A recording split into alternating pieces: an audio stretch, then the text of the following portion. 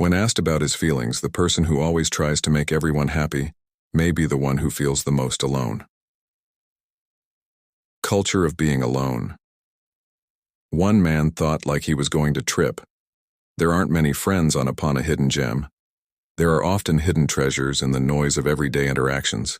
After a few setbacks, you start to wonder if any relationship is really worth it. Adding to this idea, someone else said that real friends are like rare. We really value the relationships we have, but what does it mean when you often feel lonely trying to fit in a world full of relationships? Does not having many friends say something deeper about you as a person? Today we're going to talk about friendships and how they can be hard to navigate. It's important to note that the number of friends you have doesn't determine how well you get along with other people. Quality is more important than number sometimes, and having just one real friend can make all the difference. Stay with us as we look into why some people have trouble connecting with others, what the causes are, and most importantly, how to make real, long-lasting friendships. So stay tuned and let's start this journey together. First, trust. 1. Trouble with trust. Sometimes making friends can feel like walking a tight RPP.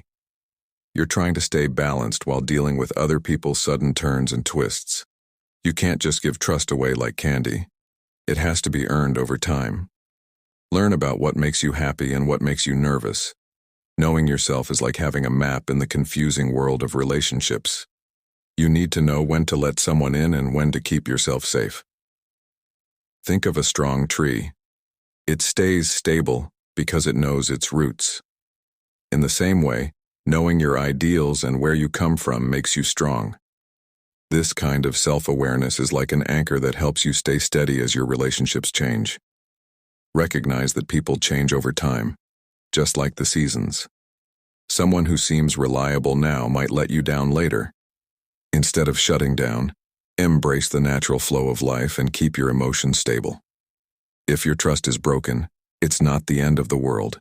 It's a chance to learn and get stronger. But don't become distant. Stay grounded in reality and know that no one is perfect, especially when it comes to how they act. Be flexible but true to yourself. Do not avoid these talks. They're like bridges that let you connect with other people. Misunderstandings can be cleared up in a talk, but remember to listen as much as you talk. Finding this balance makes it easy for people to understand each other in bonds. 1. Being shy. Or 2.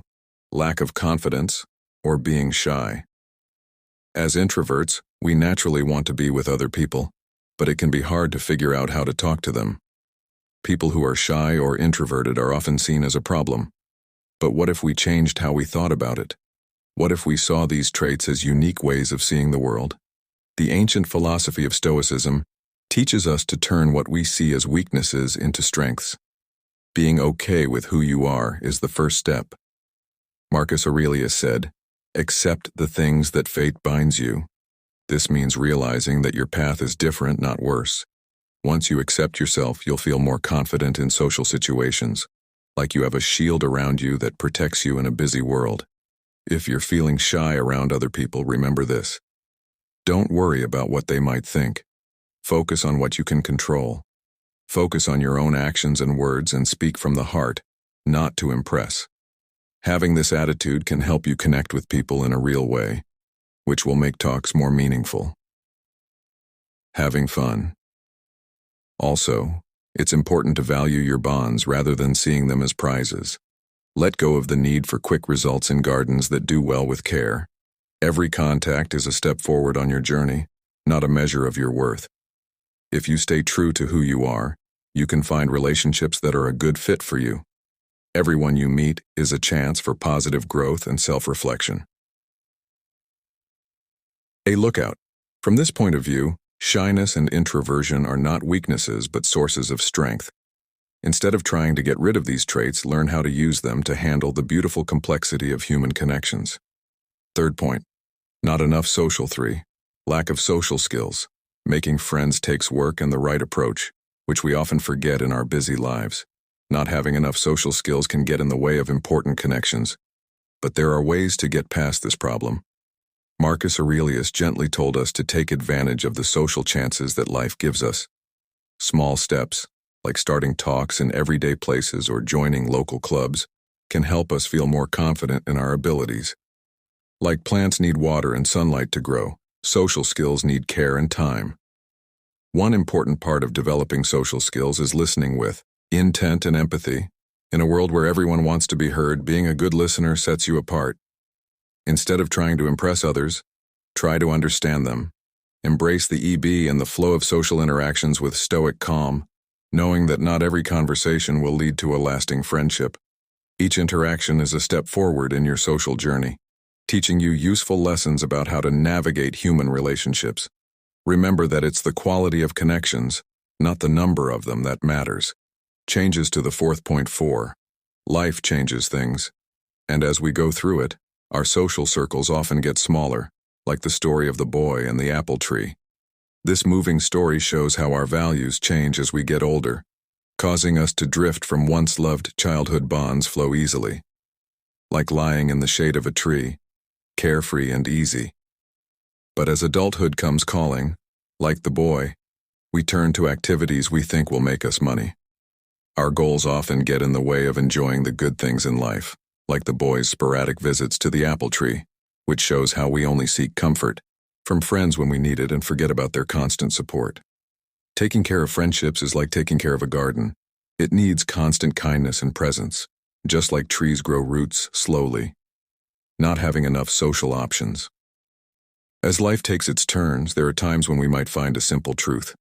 Not having many friends isn't always because we don't interact with the people around us. Imagine this. When you volunteer in your community, you're not only helping others, you're also making connections with people who share your interests.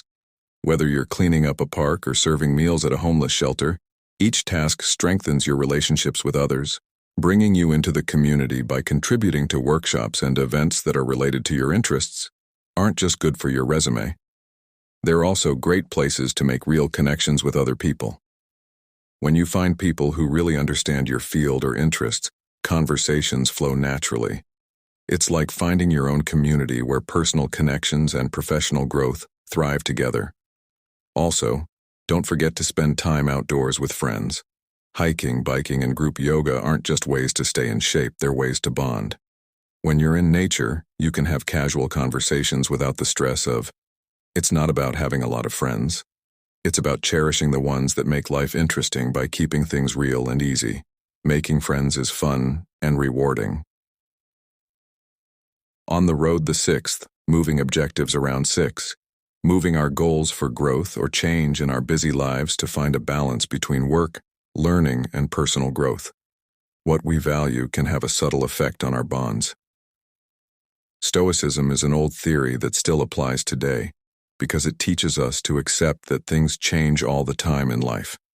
Think of life as a dance that is always changing and moving. Whether you are having a great time at work or spending time with your family, your social interactions will naturally change. It's not a failure. It's the rhythm of a full life. Stoicism can help you deal with life's problems. As our busy lives change, we often try to keep a large group of friends. Stoicism tells us to value quality over quantity. Prioritizing deep ties over shallow ones isn't about leaving people out. It's about putting our time and energy where it counts, in real, meaningful relationships. Every person you meet, no matter how long or short, adds something unique to your life. Stay involved in the people you meet and let Stoicism guide you to making deep bonds that fit your changing self. Differences in points in 7. Having different hobbies. Having different interests is like having different instruments in a band. Each one makes a unique sound. But when they all come together, they make beautiful music. When our interests don't match up, it's not just a problem. It's a chance to connect. For example, if you like sports and your friend likes painting, it might seem like you're on different pages, but there's a chance to find things you have in common and strengthen your friendship. Stoicism tells us to accept our differences and see them as ways to learn more about each other, not as problems that need to be solved. It means finding balance when there are disagreements. If we only focus on our own interests, we might feel alone in our own little world. But if we welcome the different passions around us, we can make new friends and gain new insights that make our lives better. The idea that different things make life interesting fits well with Stoicism. It means being interested in what other people like and care about. For example, if you like dancing and your friend loves cooking, don't just nod your head in agreement. Fifth point of view 8. Mental well-being. In the chaos of daily life, our mental health often takes a back seat, but it's an important part of making real bonds. Stoicism, an old theory that is still important today, sheds light on this issue.